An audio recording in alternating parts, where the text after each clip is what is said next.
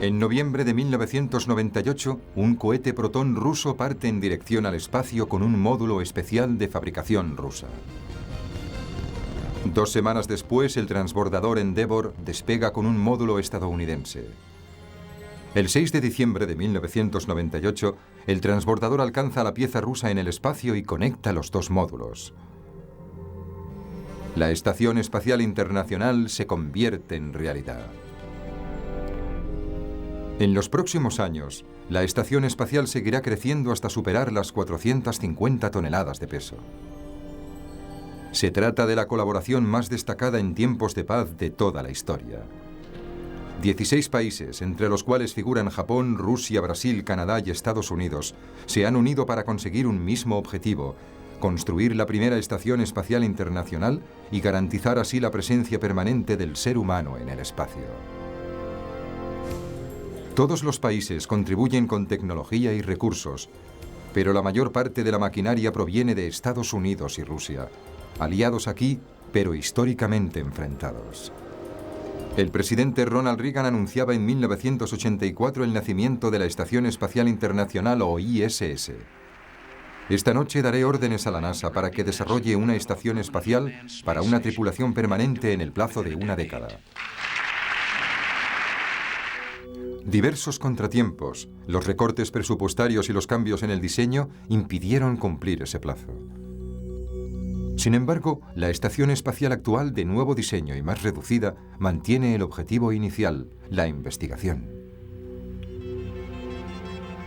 La estación parece una gran libélula mecánica con enormes alas rectangulares, los paneles solares que reflejan la luz del sol.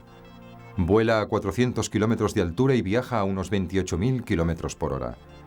Está formada por varios módulos que se han ido ensamblando en órbita desde 1998 y mide unos 50 metros de largo.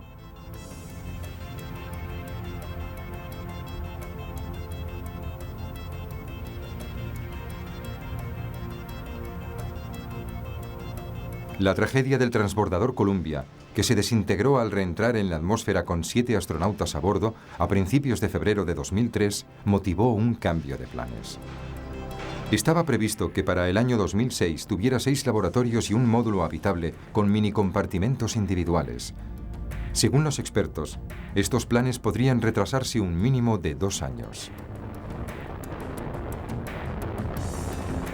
La intención es disponer de un centro de investigación de talla mundial en el que podamos operar como mínimo durante 15 años. La estación espacial tiene objetivos muy exigentes y un alto precio.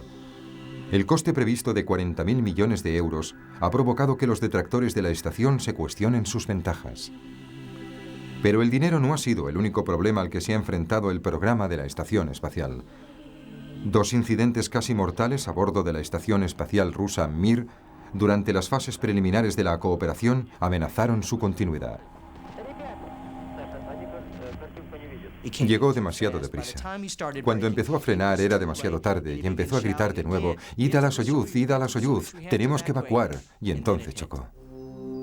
La historia de la Estación Espacial Internacional está repleta de grandes altibajos.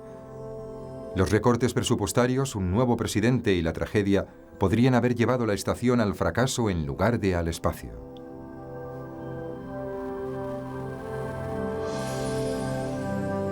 Pero es una historia que empezó hace siglos. Desde sus inicios, el ser humano se ha preguntado qué había más allá de las nubes. ¿Dioses, monstruos, seres alienígenas? Pero no solo sentía curiosidad por ese espacio desconocido, sino que ansiaba conquistarlo. La idea de permanecer en el espacio, de vivir en él, es casi tan antigua como la de poder viajar al espacio. La mayoría de gente no quería limitarse a subir y bajar, sino que quería quedarse ahí cuando llegara. Los científicos han soñado desde hace mucho tiempo con una plataforma espacial que pudiera usarse como rampa de lanzamiento para viajar a la Luna o a Marte. Un centro de investigación, un observatorio, una colonia para 100.000 personas, o incluso una ayuda a la navegación espacial. En 1869, Edward Everett Hale escribió un breve relato titulado La luna de ladrillo, y en él describe a un grupo de personas que es lanzada al espacio y que orbita alrededor de la Tierra en un satélite de ladrillo. La luna de ladrillo de Hale no era más que una cápsula de albañilería catapultada para ponerla en órbita. Visible a simple vista, servía para guiar a los barcos. Todo el mundo podía contemplar la esfera con solo alzar la vista al cielo. Era la primera vez que se plasmaba en papel el sueño de vivir en el espacio. Pero el primer vuelo espacial no sería posible hasta casi un siglo después. Con el nacimiento de la astronáutica moderna a principios del siglo XX, la estación espacial era un proyecto cada vez más real. Científicos estadounidenses, alemanes y rusos teorizaron sobre cohetes, viajes espaciales y la vida humana en el espacio. Un autor austríaco escribió sobre ello con una precisión casi profética. El libro de Hermann Nordung, publicado en 1929, El problema de los viajes espaciales, describe con gran detalle técnico lo que se necesita para construir una estación espacial, así como todas sus características. Sería un vehículo grande, de forma circular, como los que hemos visto repetidamente desde entonces, capaz de generar gravedad artificial. Imaginó la energía solar y paneles solares que proporcionarían energía a la estación sin ningún otro tipo de sistema eléctrico a bordo. Y era una especie de prototipo de lo que imaginamos al pensar en una estación espacial. Mediante la rotación de una gran nave, la fuerza centrífuga creaba la sensación de gravedad. Al igual que muchos científicos, Nordung consideraba que la gravedad era esencial para un vuelo espacial de larga duración. 23 años después, el pionero de las naves espaciales, Wernher von Braun, tomó la idea de Nordung, infravalorada en su día. A principios de los 50, von Braun trabajaba en el programa espacial estadounidense y aseguró que una estación espacial así era el paso lógico después de que una persona hubiera orbitado alrededor de la Tierra y antes de que se enviara a una persona a la Luna. Pero la idea de von Braun era solo un sueño distante. En aquel momento, los científicos de Estados Unidos y la Unión Soviética se esforzaban en hacer realidad un vuelo espacial tripulado. Las relaciones entre las dos superpotencias se endurecieron al comienzo de la Guerra Fría. Afortunadamente, iban a medir sus fuerzas muy por encima del campo de batalla y no en él. La carrera espacial empezaba a cobrar intensidad. La Unión Soviética obtuvo la primera victoria. En 1957, la preocupación cundió entre los estadounidenses al ver el éxito del lanzamiento y puesta en órbita del primer satélite soviético, el Sputnik. En ese momento, los estadounidenses se percataron de que su enemigo no solo disponía de la bomba atómica, sino que también podría lanzarla. El mismo cohete que había logrado entrar en órbita podía apuntarse hacia Estados Unidos. Recuerdo cuando era pequeño y todos los días nos inculcaban en el colegio que los comunistas y los rusos eran los malos y estaban esperando para destruirnos. Y aprendimos la vieja técnica del todos a cubierto, por si oíamos sonar una alarma. Nos acurrucábamos bajo el pupitre para evitar un ataque nuclear.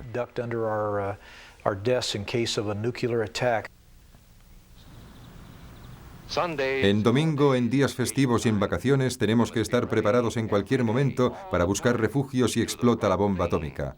Todos a cubierto. Esta familia sabe qué debe hacer. En plena paranoia estadounidense, la Unión Soviética volvió a triunfar el 12 de abril de 1961 al lanzar al primer hombre al espacio, Yuri Gagarin.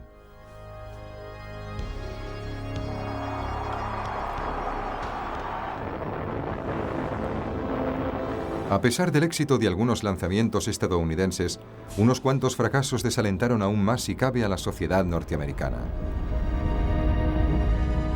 El presidente Kennedy necesitaba algo que levantara los ánimos de sus ciudadanos y demostrara la superioridad de su país, y recurrió a la NASA. Wernher von Braun propuso una auténtica estación espacial diferente a las cápsulas que estaba lanzando la NASA. Pero los planes de von Braun no llegaron a concretarse porque Kennedy optó por un proyecto todavía más espectacular. Nuestro país se compromete a conseguir el objetivo de que un hombre pise la Luna y vuelva sano y salvo a la Tierra antes de que acabe esta década. El compromiso del presidente Kennedy obligó a aplazar el proyecto de una estación espacial. Llegar a la Luna antes que los soviéticos se convirtió en el único objetivo. Para lograrlo sería necesaria una cantidad extraordinaria de recursos, tecnología, desarrollo y suerte.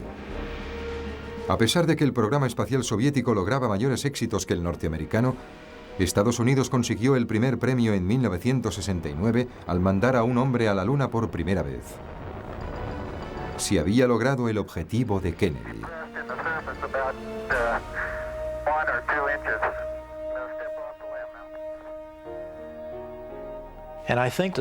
En mi opinión, la carrera espacial fue una gigantesca válvula de seguridad.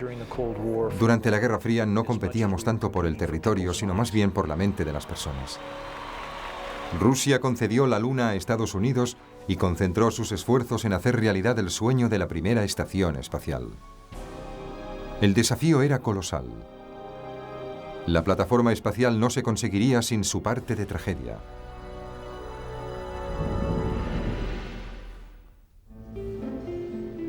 A finales de los años 60, los ingenieros soviéticos se enfrentaban en Moscú a obstáculos impresionantes para diseñar una nave espacial capaz de garantizar la supervivencia de los astronautas durante periodos prolongados de tiempo a cientos de kilómetros de la Tierra.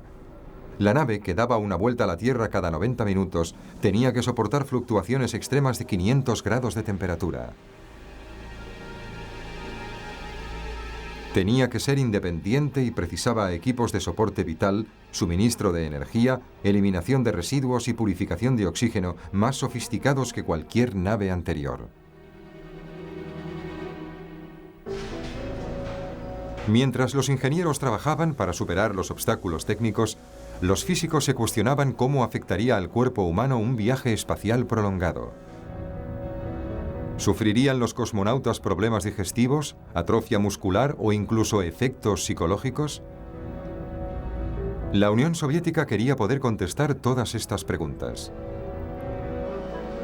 A finales de los años 60, la Unión Soviética intensificó sus esfuerzos para construir la primera estación espacial. Enseguida tuvieron montada la primera estación espacial, la Salyut 1, que al principio fue todo un éxito. El 19 de abril de 1971, un cohete ruso despegó de la plataforma de lanzamiento de Baikonur, Kazajstán, con la primera estación espacial Salyut 1. Estados Unidos, concentrado en su viaje a la Luna, no tenía a punto ninguna estación espacial y concedió ese avance a los rusos. Tripulada por 3 cosmonautas, la Salyut 1 no se parecía en absoluto al popular concepto de estación espacial de forma circular. No producía gravedad artificial ni disponía de demasiado espacio de trabajo. Pero las dependencias de la nave, de dimensiones similares a un autobús escolar, eran más amplias que las de cualquier vehículo espacial anterior. Los experimentos y las observaciones durante los 23 días de misión se sucedieron casi a la perfección, hasta que ocurrió la tragedia. Durante su regreso a la Tierra, el módulo de transporte Soyuz empezó a perder sus reservas de oxígeno. Los 3 cosmonautas murieron asfixiados al reentrar en la atmósfera terrestre. Los servicios médicos intentaron reanimarlos, pero fue en vano. Rusia lloró la muerte de sus héroes. Aquel incidente puso de relieve el peligro de los vuelos espaciales. A pesar de la tragedia, la Estación Espacial Salyut 1 señaló el inicio de un impresionante historial soviético de permanencia en el espacio.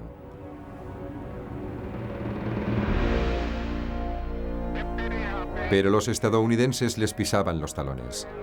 El retraso debido a su objetivo de llegar a la Luna no les había permitido tener la primera estación, pero prometieron lanzarla mejor. Desde 1966, la NASA desarrolló lo que se denominaba el Programa de Aplicaciones Apolo y que se convirtió en el Skylab. Tomaba parte de la tecnología y una de las fases superiores del cohete Saturno V y lo reconfiguraba para convertirlo en una estación espacial larga y cilíndrica, en un laboratorio espacial al que llamamos Skylab. Con 35 metros de longitud, La estación estadounidense contaba con zonas habitables, telescopios y un laboratorio científico, de modo que su sofisticación y sus dimensiones superaban con mucho las de la estación soviética. 8. Ignición. Empieza la cuenta atrás. El 14 de mayo de 1973, 2 años después del lanzamiento de la Salyut, el Skylab despegaba sin tripulación sobre un cohete Saturno V. Fue un lanzamiento excelente, pero enseguida surgieron problemas. Durante el despegue, se desprendió un escudo antimeteoritos que servía también de escudo solar. En el control de tierra cundió el pánico entre los ingenieros que contemplaban impotentes el peligroso y rápido ascenso de la temperatura en el interior de la nave. Las perspectivas fueron peores aún cuando los controladores de tierra se percataron de que la estación había perdido también durante el despegue uno de los paneles solares que le suministraban energía, mientras que otro no se había desplegado por completo. Sin energía, el Skylab corría el riesgo de recalentarse o de congelarse, lo que significaría el fin de la estación, que había costado 2.500 millones de euros. Los ingenieros de la NASA trabajaron día y noche para encontrar una solución. Estaba previsto que la primera tripulación despegara separadamente para reunirse con la estación, pero su salida se retrasó para que recibiera un curso intensivo de reparación del Skylab. Tras 10 días de entrenamiento intenso, los astronautas Charles Conrad, Joseph Kerwin y Paul Bache fueron puestos en órbita y situaron su cápsula Apolo para poder acoplarla a la malograda estación. En el interior del Skylab, la temperatura alcanzaba los 54 grados centígrados.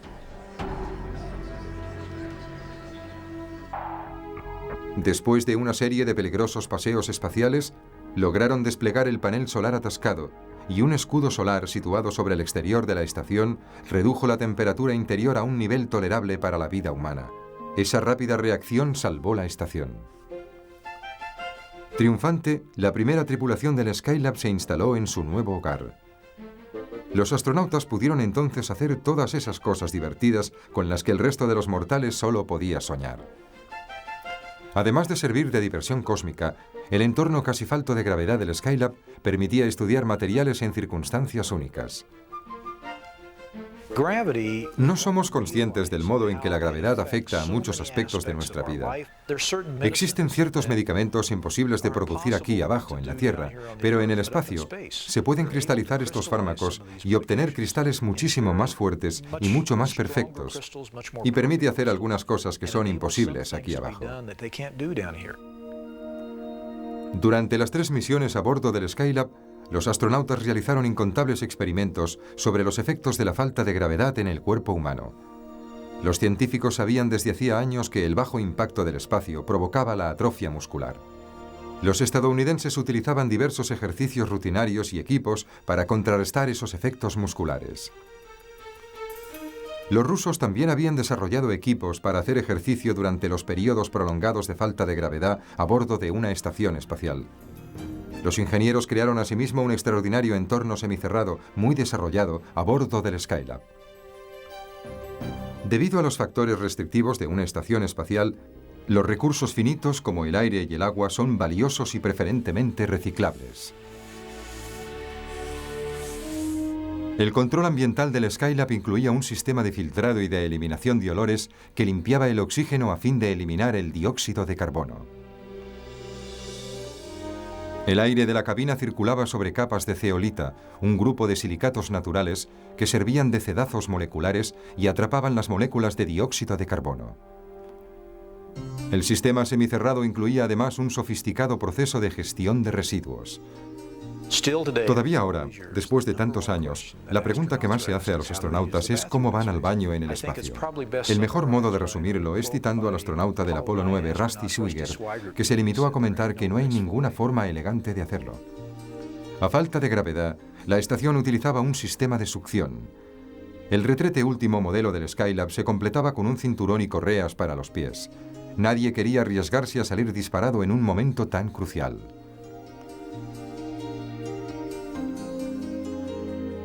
Las excreciones corporales se recogían, separaban y empaquetaban automáticamente para ser analizadas en la Tierra. El 11 de julio de 1979, la gravedad atrajo finalmente a la estación no tripulada hacia la atmósfera terrestre, donde se desintegró. Creo que hubo la sensación generalizada de que era una auténtica tragedia. Estaba definido como un programa finito, por supuesto, pero hubo un momento en que tuvimos la oportunidad de relanzarla. Pero no disponíamos de la financiación necesaria. La estación funcionó de maravilla. 3 tripulaciones trabajaron a bordo del Skylab.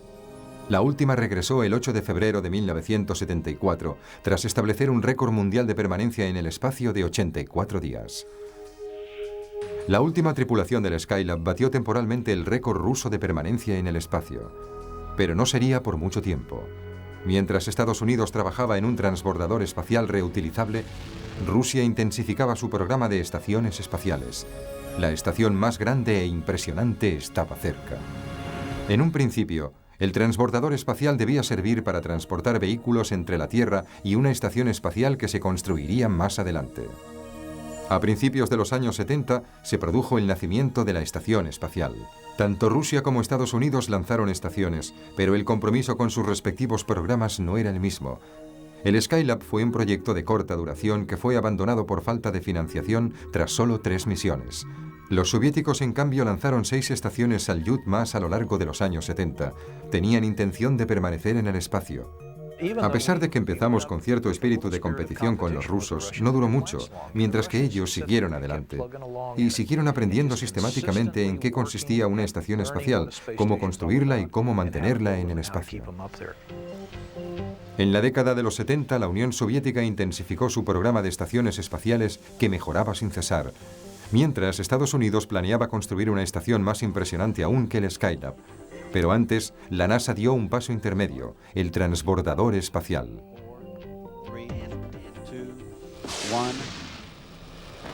Y hemos lanzado el transbordador espacial Columbia en una misión al servicio de la ciencia internacional y de la microgravedad. Houston asume el control del vuelo del Columbia. El transbordador ofrecía un entorno para la investigación parecido al de una estación espacial.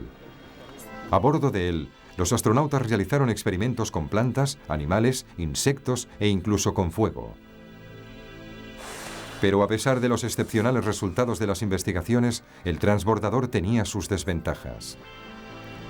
Era relativamente reducido, y los sistemas de la nave no estaban diseñados para resistir largos periodos en el espacio.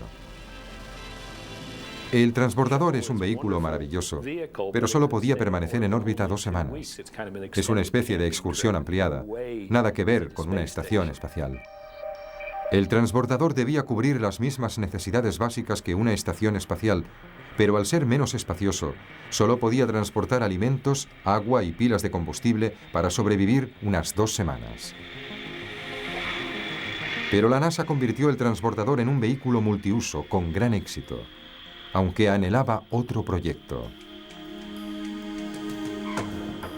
El 25 de enero de 1984 llegó la esperada noticia que recordaba los inicios de la NASA, cuando von Braun y otros científicos soñaban con una plataforma espacial de superiores capacidades. Esta noche daré órdenes a la NASA para que desarrolle una estación espacial para una tripulación permanente en el plazo de 1 década. Para ello agradeceremos la ayuda de los amigos que quieran unirse a este reto y compartir sus beneficios. La NASA invitará a otros países a participar para reforzar la paz, fomentar la prosperidad y propagar la libertad entre quienes comparten nuestros objetivos. Con reminiscencias de la atrevida afirmación de Kennedy, Reagan presentaba el proyecto de una estación espacial internacional que se llamaría Freedom. La colaboración auguraba además una plataforma de una capacidad y unas dimensiones nunca vistas. Pero los soviéticos no participaron. Tenían planes más inmediatos. En febrero de 1986 se puso en órbita una estación espacial rusa de siguiente generación, la Mir. Mir, que significa paz en ruso, no se parecía a ninguna estación anterior. Era ampliable. Durante los años siguientes, los rusos lanzaron módulos adicionales para aumentar el tamaño de la estación, que llegó a las 120 toneladas. Estos módulos se ensamblaban de modo automático.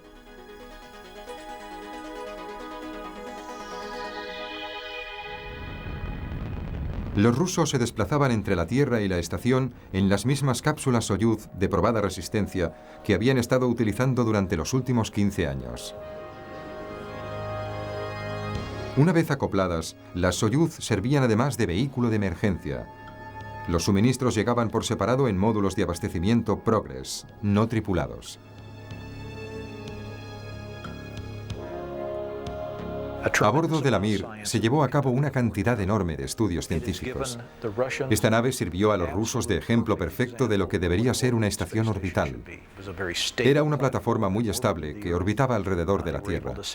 Podían enviar y recuperar tripulaciones con mucha facilidad. Tenían tripulaciones que la habitaban durante más de un año seguido. Los rusos han multiplicado por 4 o 5 la cantidad de horas de permanencia humana en el espacio. Y eso obedece a que han mantenido siempre una tripulación a bordo de esa estación espacial, lo que ya de por sí es extraordinario. La Mir contaba además con complejos sistemas de soporte vital diseñados para la vida útil de la estación, que era de 5 a 7 años. Sin embargo, la mayoría de la maquinaria era sencilla. Existe una gran diferencia en el modo en que los estadounidenses y los rusos abordan el mismo problema y desafío en el espacio. Los rusos han diseñado siempre las cosas del modo más simple que pueden, y si funcionan no las cambian nunca. En cambio, los estadounidenses siempre quieren impulsar la tecnología, hacer las cosas tan sofisticadas que en teoría no puedan fallar, y si funcionan intentan mejorarlas. Pero las cosas fallaron. El 28 de enero de 1986, el transbordador Challenger explotó justo después de despegar y sus 7 tripulantes murieron en el accidente. Fue la mayor catástrofe espacial de Estados Unidos en toda su historia y estuvo a punto de acabar con la estación espacial Freedom. Además, los costes excesivos y los presupuestos inferiores a lo previsto retrasaron la estación. Reagan no pudo cumplir su compromiso de disponer de una estación terminada en el plazo de una década. La Estación Espacial Internacional en ciernes se enfrentaba a su fin. En la década de los 90 el mundo cambió. Estados Unidos retomó sus relaciones con Rusia y se implicó en Irak en el mayor conflicto bélico desde la guerra de Vietnam. Sin embargo, la mayor amenaza para la Estación Espacial de la NASA procedía de su propio interior. Estados Unidos había dedicado ya 8.000 millones de euros al proyecto y preveía que el gasto ascendería a 31.000 millones de euros antes de que estuviera terminado. El recién elegido presidente Bill Clinton recortó el presupuesto de la NASA y esta, a regañadientes, diseñó una versión más reducida y limitada de la Freedom. Se produjo entonces el avance más significativo en la historia de las relaciones espaciales entre Rusia y Estados Unidos. El presidente Clinton invitó de nuevo a los rusos a participar en la Estación Espacial Internacional. Un grupo de partidarios, tanto dentro como fuera del gobierno, creían que Rusia podría aportar mucha experiencia y tecnología al programa de estaciones espaciales. Además, que Rusia interviniera en la estación espacial daría algo que hacer a los técnicos de ese país de gran talento, de modo que no vendieran sus servicios a países que pudieran suponer una amenaza para la seguridad de Estados Unidos. Así que, en el fondo, invitar a Rusia a participar era una opción estratégica de la administración Clinton, tanto en el ámbito del programa espacial como en el de la seguridad.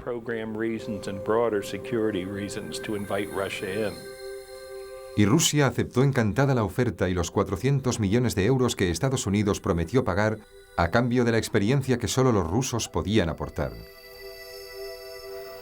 El programa transbordador Mir, o fase 1, sería el primer paso antes de construir la Estación Espacial Internacional.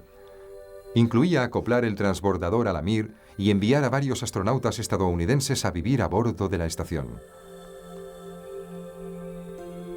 Con la entrada de Rusia en el programa de la ISS y el creciente apoyo de la opinión pública, el reducido presupuesto empezó a aumentar de nuevo. Tras más de un año de entrenamiento en Rusia, el astronauta Norman Zagar pilotó un cohete Soyuz ruso y fue el primer estadounidense a bordo de la Mir. Era el principio de una nueva era de cooperación internacional en el espacio. Norman Zagar pasó 3 meses a bordo de la Mir, donde se dedicó a la investigación y a estudiar la vida en el espacio. Y el 29 de junio de 1995, el transbordador se acopló por primera vez a la Mir para llevar a Zagar a casa y hacer historia. Durante 5 días, las tripulaciones de la Mir y del transbordador trabajaron juntas. Los afortunados astronautas que participaron en este acontecimiento histórico no sabían qué esperar. Era como vivir en un apartamento. Y la Mir no tenía la capacidad de enviar maquinaria y carga de vuelta a la Tierra, claro. Así que habían estado acumulando todas esas cosas interesantes durante una década. Había experimentos y más experimentos sujetos con cuerdas a las paredes, pero a la vez era muy espaciosa. Thagard volvió a la Tierra tras haber batido el récord estadounidense de permanencia. Después de la aventura histórica de Thagard, la astronauta Shannon Lucid saltó a los titulares. Tras pasar 4 meses en el espacio, su vuelo de vuelta en el transbordador fue pospuesto. La estancia de Lucid a bordo de la Mir se prolongó hasta los 6 meses, un nuevo récord estadounidense de permanencia en el espacio.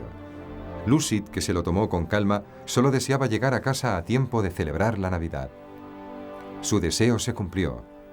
El presidente y la sociedad estadounidenses la recibieron con los brazos abiertos y con un paquete de sus golosinas favoritas. Al poco tiempo de regresar, Lucid ya ansiaba volver al espacio. Los 2 astronautas que habitarían la Mir a continuación no tendrían la misma buena experiencia que ella. John Blaha y Jerry Linenger vivieron una angustiosa estancia por culpa del aislamiento espacial, de los fallos crecientes del sistema y de las desavenencias entre los miembros de la tripulación.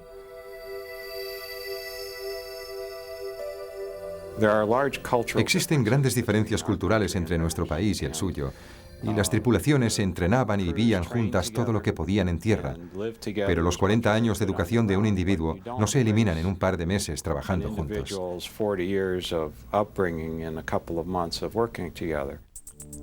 Pero el choque cultural resultó ser el menor de sus problemas cuando Jerry Linenger se enfrentó a una situación de vida o muerte a bordo de la Mir. El cosmonauta más joven, Sasha Lazutkin, fue a añadir lo que llaman una vela, que es una lata de oxígeno que usan para añadir oxígeno cuando hay gente adicional a bordo. Esa noche, por una razón que hasta este momento nadie ha explicado, que yo sepa, la vela, de hecho todo el dispositivo, ardió como un soplete. Justo frente a Lazutkin, que hizo así, y la llama, que medía unos 40 centímetros, crecía y crecía sin cesar. Y todos empezaron a gritar, «Pazar, Pazar», que significa fuego en ruso. Volary Korzun, el comandante por aquel entonces, entró para sacar a Lazutkin. Lo sacó y le pidió que se quitara del medio porque iba a intentar sofocar el fuego. Y sabía que si no lo lograba pronto, llegaría al otro lado del casco o caería en alguna parte del casco, abriría un agujero en él y de ese modo perderían todo el oxígeno. Lograron sacar una serie de extintores y se los dieron a Korzun. Acabó el primero, lo desechó. Tomó otro, lo desechó. Por último, decidió echarle agua en lugar de espuma y observó que la reluciente zona blanca parecía empezar a reducirse más y más hasta que se extinguió. Y todos exclamaron, «¡Estamos vivos! ¡Estamos vivos!».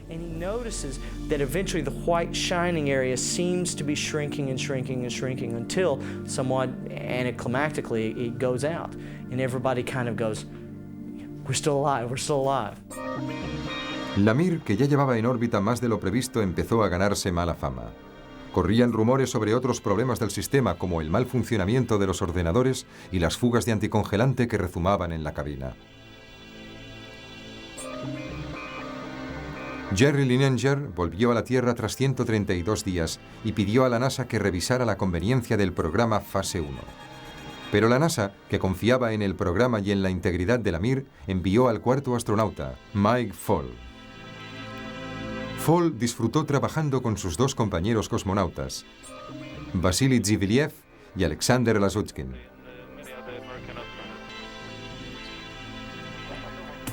Ambos habían estado a bordo cuando había ocurrido el incendio y dedicaban entonces la mayor parte del tiempo a reparar la vieja estación. Los problemas de la Mir preocupaban cada vez más a la opinión pública, y otro incidente que rozó la catástrofe acabó con la confianza de la NASA en el programa Fase 1. El 25 de junio de 1997, durante un ejercicio de entrenamiento, el comandante Vasily Ziviliev intentó acoplar por control remoto un módulo de abastecimiento Progress no tripulado. Querían que lo hiciera a ojo, que calculara que supusiera con un cronómetro y un telémetro por láser lo rápido que llegaba. Y bueno, sucedía que después de todo lo que había pasado, después del incendio, de haber casi chocado, no estaba en buena forma. Lo habían enviado con lo que se llamaba una trayectoria muy caliente, muy pronunciada, muy rápida. Y debido a una combinación de errores humanos y del sistema, no lo pudo controlar. Entró demasiado deprisa. Cuando empezó a frenar era demasiado tarde y empezó a gritar de nuevo: ¡Id a la Soyuz, tenemos que evacuar! Y entonces chocó. Cuando el Progress chocó con la estación, Mike Fall y Sasha Lazutkin entraron en acción y se percataron enseguida de que había un agujero en el costado de la estación con descompresión y que tenían que aislar, es decir, sellar esa parte de la estación para no perder el aire. El vacío del espacio succionaba el oxígeno de la estación. Fall y Lazutkin lograron desconectar los cables que unían los módulos y cerrar la escotilla. Esta rápida reacción le salvó la vida y salvó la estación. Después del incidente, muchos estadounidenses exigieron que se retirara Fall de aquella deteriorada estación. Los estadounidenses la catalogaban de trampa mortal porque no habían visto nunca nada igual y porque no habían tenido nunca una estación espacial. No entienden que cuando lanzas un montón de metal al espacio y le colocas hombres durante meses y años, hay cosas que fallan. Hablamos mucho con los rusos y con nuestros superiores en la NASA y consultamos a miembros del Congreso y dejamos muy claro que la seguridad era nuestra prioridad principal. Habíamos seguido todos los pasos del exhaustivo proceso que sigue la NASA para identificar los peligros y para abordarles de uno en uno. También preguntamos a Mike Fall si era seguro y si deberíamos enviar o no a Dave Wolf. Y hablamos sobre criterios específicos que debían cumplirse, y se cumplieron. Enviamos a Dave, y el tiempo que estuvo en la estación fue muy productivo, y Andy le sucedió. En 1997, el astronauta Andy Thomas volvió a la Tierra después de más de 130 días en el espacio, y se puso fin así al programa Fase 1. En total, 7 astronautas permanecieron 907 días en el espacio realizando experimentos. Pusimos en peligro a algunos miembros de la tripulación. Eso forma parte de los vuelos espaciales. Podríamos haber dicho que no era seguro y abandonar. No lo hicimos. Demostramos confianza en nuestro socio y aprendimos mucho de ello. Creo que el programa transbordador Mir, el Fase 1, fue en conjunto muy positivo para el programa espacial y para la Estación Espacial Internacional.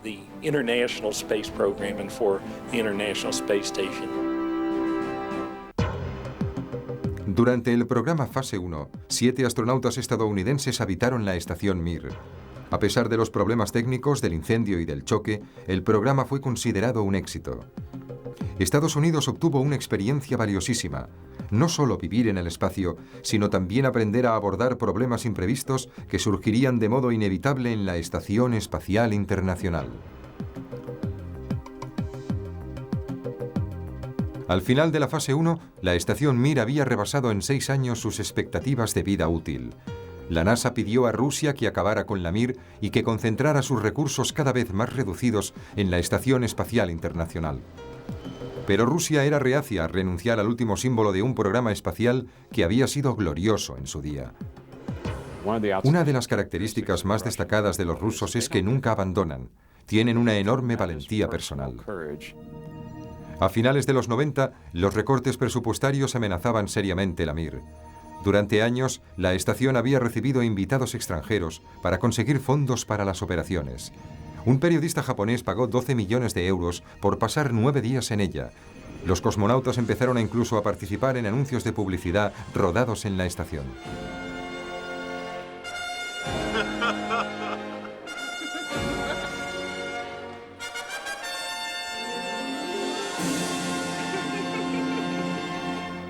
En 1999, Rusia anunció por fin sus planes para dejar fuera de servicio la estación, que ya tenía 13 años.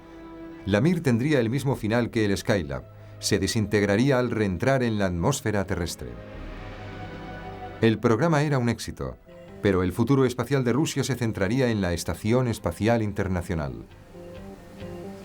Rusia empezó a construir el primer módulo para la ISS en diciembre de 1994. En otoño de 1998 se pusieron en órbita los módulos que proporcionan las comunicaciones, la energía, la estabilidad y la propulsión de la estación. En julio del año 2000, el módulo ruso se puso en servicio y en noviembre del mismo año llegaron los 3 primeros tripulantes. Hasta el año 2003 fue visitada por casi un centenar de personas, de las que 18 permanecieron varios meses. Incluso recibió la visita de 2 turistas espaciales, el estadounidense Dennis Tito y el surafricano Mark Shuttleworth.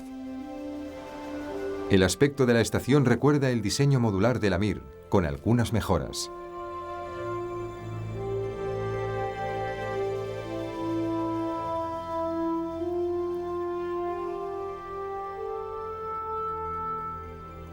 En nuestro diseño situamos los paneles solares al final de la estructura. Los paneles solares siguen la trayectoria del Sol. La estación orbita de modo que su base apunta siempre a la Tierra, y los paneles solares giran en unos grandes soportes que les permiten seguir continuamente la trayectoria del Sol y generar más energía.